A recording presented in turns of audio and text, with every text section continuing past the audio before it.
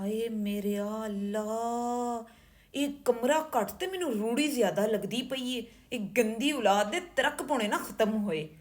ਨਹੀਂ ਚੂਹੀਏ ਚਾਹੀਏ ਸੋਫੇ ਤੇ ਬਹਿ ਕੇ ਜਿਹੜੀ ਚਾਹ ਪੀ ਜਾਣੀ ਹੈ, ਤੈਨੂੰ ਕੋਈ ਤਮੀਜ਼ ਨਹੀਂ ਹੈਗੀ ਹੈ? ਪਿਛਲੇ ਹਫਤੇ ਅਜੇ ਮੈਂ ਸੋਫੇ ਦੇ ਕੱਪੜੇ ਧਵਾਏ ਸਨ, ਫੇਰ ਤੂੰ ਮੁੜ ਕੇ ਗੰਦੇ ਕਰਕੇ ਰੱਖ ਦਿੱਤੇ ਨੇ। ਧੋਵੇਗਾ ਤੇਰਾ ਪਿਓ? ਵੇ ਤੈਨੂੰ ਤਮੀਜ਼ ਨਹੀਂ ਹੈਗੀ? ਸਾਰਾ ਦਿਨ ਤੂੰ ਨੰਗੀ ਪੈਰੀ ਫਿਰਦਾ ਰਹਿਣਾ, ਤੇ ਹੁਣ ਆ ਗਿਆ ਇੱਧਰ, ਤੂੰ ਇੱਧਰ ਬਹਿ ਗਿਆ। ਤੂੰ ਇੱਕ ਬੁਰੀ ਬੂਟ ਪਾਏ ਨਾ ਤੇ ਪੈਰਾਂ ਦੀ ਮੁਸ਼ਕ ਆਪਣੀ ਸੁੰਘ ਲੈ ਤੇ ਸਾਰੇ ਘਰ ਨੂੰ ਤੂੰ ਬੇਹੋਸ਼ ਕਰਕੇ ਰੱਖ ਦੇਣਾ ਵਾ। ਚੱਲ ਉੱਠ ਕੇ ਦਫਾ ਹੋ ਜਾ ਤੇ ਆਪਣੇ ਪੈਰ ਜਾ ਕੇ ਧੋ ਤੇ ਫੇਰ ਅੰਦਰ ਆਵੀਂ। ਸਾਰੇ ਕਮਰੇ ਤੇ ਗੰਦ ਪਾਇਆ, ਲੈ ਜਾ ਪਰੇ ਆਪਣੇ ਗੱਦੇ ਬੂਟ ਵੀ ਬਾਹਰ। ਤੁਸੀਂ ਨਾ ਪੁੱਤਰ ਇਸ ਘਰ ਦੇ ਰਹਿਣ ਦੇ ਕਾਬਲ ਨਹੀਂ ਹੋ, ਤੇ ਨਾ ਤੁਹਾਡੀ ਕੋਈ ਔਕਾਤ ਏ। ਤੁਸੀਂ ਨਾ ਜਿਹੜੇ ਰੂੜੀਆਂ ਤੇ ਰਿਹਾ ਕਰੋ, ਰੂੜੀਆਂ ਤੋਂ ਛਾਪਰ ਚੁਗਿਆ ਕਰੋ, ਕੋਈ ਗੰਦ ਗੁੰਦ ਸਮੇਟਿਆ ਕਰੋ, ਕਿਉਂਕਿ ਤੁਹਾਡੀ ਸ਼ਕਲਾਂ ਹੀ ਐਵੇਂ ਦੀਆਂ ਨੇ।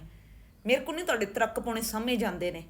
ਰੋਜ਼ ਰੋਜ਼ ਤੁਹਾਡਾ ਕਦੀ ਉਹ ਤਰਕ ਪਾਉਣਾ ਤੇ ਕਦੀ ਉੱਧਰ, ਕਦੀ ਇੱਕ ਜਗ੍ਹਾ ਸਾਫ਼ ਕਰੋ ਤੇ ਦੂਜੇ ਕੋਨੇ ਤੇ ਫਿਰ ਜਾ ਕੇ ਤੁਸੀਂ ਮੁਰਗੀਆਂ ਤਰ੍ਹਾਂ ਵਿਠਾਂ ਕਰਦੇ ਰਹਿੰਦੇ ਹੋ ਜਗ੍ਹਾ ਜਗ੍ਹਾ। अम्मी अस्सलाम वालेकुम। ਵਾਲੇਕੁਮ ਅਸਲਾਮ। ਬਸ ਤੇਰੀ ਕਮੀ ਰਹਿ ਗਈ ਸੀ। ਮੁੜ ਜਾ ਜੁੱਤੀ ਬਾਹਰ ਲਈ, ਜੁੱਤੀ ਬਾਹਰ ਲਈ ਉੱਥੇ।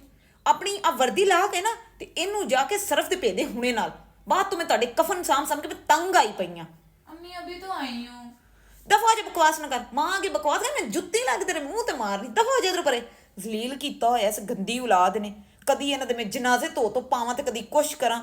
ਤੰਗ ਆਈ ਪਈਆਂ ਇਸ ਗੰਦੀ ਔਲਾਦ ਤੋਂ। ਫਿਰ ਇਹਨਾਂ ਦਾ ਪਿਓ ਆ ਜਾਂਦਾ, ਫਿਰ ਉਹਨਾਂ ਦੇ ਸਿਆਪੇ ਸਾਹਾਂ ਤੇ ਕਦੀ ਇਹਨਾਂ ਦੇ ਸਿਆਪੇ ਸਾਹਾਂ। ਇੱਕ ਆਉਂਦਾ ਤੇ ਦੂਜਾ ਮੇਰੇ ਸਿਰ ਤੇ ਆ ਕੇ ਸਵਾਰ ਹੋ ਜਾਂਦਾ। ਤੰਗ ਆਈ ਪਈ।